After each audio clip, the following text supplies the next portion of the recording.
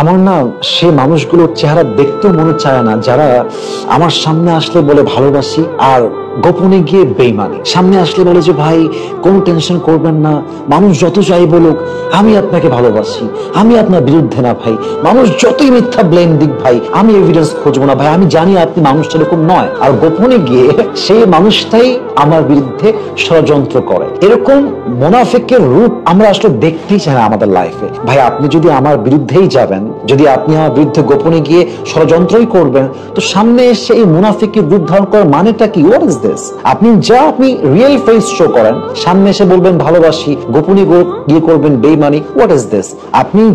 আপনি তা প্রকাশ করেন। এবং আমার মনে হয় যে মানুষগুলো সামনে এসে বলে ভালোবাসি, তোমার পক্ষে আমি আছি, এবং গোপনে গিয়ে আপনার বিরুদ্ধেই ষড়যন্ত্র করে, এদের মতো ডেঞ্জারাস মানুষ পৃথিবীতে সেকেন্ড আর কেউ হতে পারে বলে আই ডোন্ট থিংক সো।